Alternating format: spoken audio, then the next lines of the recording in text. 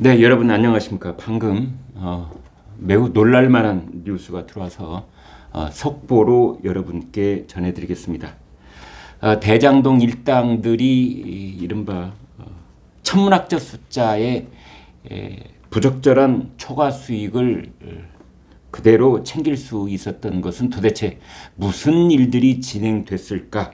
뭐 이런 의혹 제기는 끊임없이 있었고, 그분 윗선 설계자 이러한 사람들의 조직적이고 끊임없는 그런 비호가 없었으면 불가능했을 것이다. 뭐 이런 얘기가 나오고 있는 와중에 성남도시개발공사의 전략사업팀장을 했던 정민용이라는 변호사가 있습니다. 정민용 변호사가 남욱 변호사에게 했다는 말, 그리고 남욱 변호사가 검찰에서 진술한 말이 지금 공개가 되고 보도가 되고 있습니다. 남욱하고 정민용은 둘 다 서강대 1년 차이 선후배 사이고 서강대 법대입니다. 그리고 두 사람은 천화동인 4호, 5호 실소유주로 알려져 있습니다. 그런데 여기서 나온 얘기의 요점은 이겁니다. 당시 이재명 성남시장이 민간 사업자들의 이익을 걱정했다, 뭐 그런 뜻입니다. 구체적인 이재명 후보의 워딩은 이런 겁니다. 공공의 이익을 확정 이익으로 확보하는 건 좋지만 이렇게 만들어가지고 민간 사업자가 들어올 수 있겠어? 라고 물었다는 거죠. 그러니까 그 공공이익, 그것을 확정 이익으로 만들지 말고 민간 사업자들이 충분한 이익을 거둘 수 있도록 해준 다음에 그 잔여분을 공공이익으로 한다든지, 아니면 공공이익의 확정분을 아주 소액으로 한 다음에 민간 사업자들이 충분한 초과 수익을 거둘 수 있도록 해줘야 그 사람들이 참여하지 않겠느냐, 뭐 이런 맥락으로 한 이야기다, 이렇게 들리는 겁니다. 그래서 남욱 변호사가 정민용 변호사한테 이렇게 말했답니다.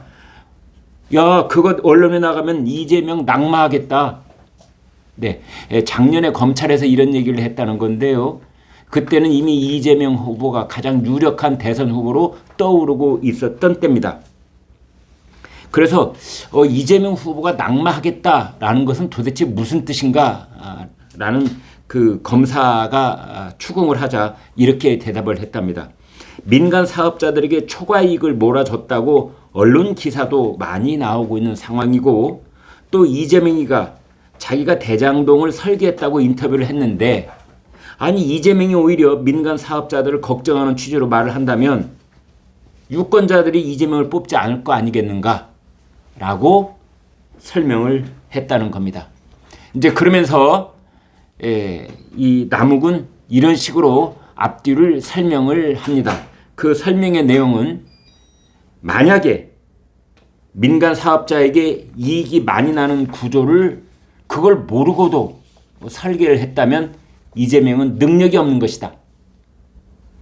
민간 사업자에게 이익이 많이 나는 구조를 알고 설계를 했다면 저랑 같이 들어가야죠. 어디를 같이 들어간다는 겁니까? 그렇습니다. 교도소, 깜방, 이런 뜻입니다. 그러니까 지금까지 이재명 성남시장 이재명 후보에 대해서 이제 야당 쪽에서 비난을 하고 공격을 할 때 이렇게 말했죠. 민간 사업자에게 어마어마한 규모의 초과 이익이 생겼다는 것을 모르고 했다면 무능한 거고, 알고도 해줬다면 배임, 탈법이 되는 것이다. 따라서 처벌의 대상이 되는 것이다. 이제 이렇게 얘기를 한 겁니다. 그리고 여러분, 여기에는 또 김인섭이라는 인물이 등장을 합니다. 한국 화이징 기술 대표를 지냈습니다. 한국 하우징 기술 대표. 이제 건축 관련 기업이다, 이렇게 볼 수가 있겠습니다. 성남시에서 가장 영향력이 센 로비스트다. 백현동 사업 인허가를 전부 다 김인섭이 다 해줬다. 이게 남욱의 진술입니다. 김인섭이라는 사람은 어떤 사람이냐? 2006년에 이재명 성남시장 후보의 선대본부장을 지낸 사람입니다. 그러니까 이재명 후보가 잊을 수 없는 이재명 후보에는 매우 가까운 그런 사람 중에 한 사람이 김인섭이다. 김인섭에 대해서 이런 설명이 이어집니다. 이재명 시장도 함부로 못하고 성남시 국장들도 함부로 못 대하는 사람이다. 그리고 백현동은 사실 말이 안 되는 사업이었다. 그때부터 사고가 날 거라고 생각은 했었다. 그런데도 불구하고 김인섭 씨가 지자체의 인허가를 대신 받아주는 허가방이라고 말할 수 있다. 가장 센 로비스트. 성남시 시장, 성남시 국장들도 꼼짝 못하는 사람. 그 김인섭이 가서 성남시에 관련 부처를 한 바퀴 삥 돌고 나오면 그동안 그렇게 막혀 있었던 인허가가 줄줄줄 나오는 그런 사람. 그런 사람을 허가방, 떴다방이 아니라 허가방이라고 불렀다는 겁니다. 그래서 당시 백현동, 여러분 옹벽 아파트 다들 기억나시죠? 거기에 김인섭 씨가 이제 시행사에 영입이 돼서 들어갑니다. 그러자마자 그 사람이 들어간 지 8개월 만에 여러 가지 빛나는 소식들이 전해집니다.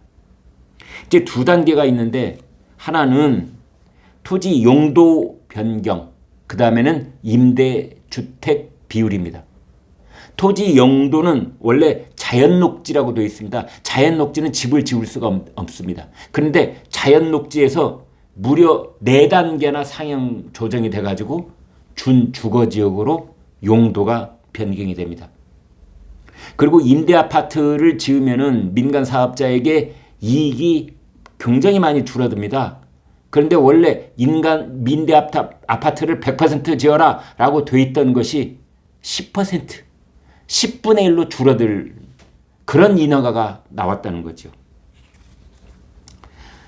그래서 다시 한번 말씀을 드리면은 이번 대장동 일당 중에서 주범이라고 할 수 있는 남욱 변호사가 검찰에 진술한 내용을 보면은 그 중에는 이재명 당시 성남시장에 관한 얘기가 구체적으로 나옵니다. 정민용 변호사, 남욱의 대학 후배인 정민용 변호사가 이제 이재명 당시 성남시장에게 독대해서 직보를 했고 거기서 여러 가지 결재를 받기도 했다. 뭐 이런 건데요. 이런 내용은 어제 그제 원희룡 국민의힘 선대 정책본부장이 제2경인고속도로에서 분당으로 들어가는 그 부근에서 배수구에 버려져 있던 그 검푸른색 천으로 된 가방을 이제 확보를 해서 거기에 들어있던 정민용이 버렸을 것으로 짐작되는 기밀 서류들, 매우 많은 분량의 기밀 서류들을 확보를 했고 그 서류 중에는 이제 그 이재명 당시 성남시장이 이 대장동 개발에 어떻게 관여를 하고 어떻게 결재를 받았는가 낱낱이 거기에 다 기록도 있는데 그 중에 하나가 이제 정민용이 했던 일이 성남 제1공단과 대장동을 결합 개발하는 것이 아니라 분리 개발할 수 있도록 해주는 대가로 100억 원을 받기로 했다. 뭐 이런 녹취록은 이미 나와 있습니다. 이런 상황 속에서 정민용 변호사가 당시 이재명 시장에게 직보를 했다는 것이고 그 직보를 했을 당시에 이재명 시장은 민간 사업자에게 충분한 이익이 돌아가지 못하도록 그러니까 공공이익을 너무 확정적으로 선을 그어놓으면은 민간 사업자가 들어오겠니? 이렇게 민간 사업자를 오히려 두둔하고 걱정을 해줬다. 뭐 이런 검찰 진술이 있었다는 거고 더더욱 놀라운 것은 그 당시에 작년 이제 말입니다. 그때 남욱 변호사가 검사한테 이제 그런 실토를 합니다. 그런 내용이 언론에 나가면 이재명은 낙마하겠다. 당시에 이재명은 이미 유력한 대선 후보였습니다. 이재명은 낙마할 거다. 그래서 검사가 묻습니다. 아니 그게 도대체 무슨 뜻이요? 그러자 남욱이 이야기를 합니다. 아니 온 세상이 그러니까 남욱이 이런 얘기를 했다는 거죠. 이거는 대장동 게이트 정도가 아니라 대장동으로 도배가 될 것이다. 4천억을 도둑질하는 거다. 그런 얘기를 했다지 않습니까? 이제 그렇게 언론이 온통 떠들고 있고 그리고 이재명 후보가 대장동 설계자는 나다 라고 말을 했는데 그것을 그랬던 이재명 시장이 당시에 민간 사업자의 이익을 걱정을 했다면 유권자들이 이재명을 찍겠느냐. 이제 그런 겁니다. 그러면서 결정적인 얘기를 거기다 덧붙입니다. 만약 이재명이 민간 사업자의 이익이 엄청나게 발생하는 것을 모르고 대장동 사업을 지휘하고 결재를 하고 진행시켰다면 그건 이재명은 무능한 사람이다.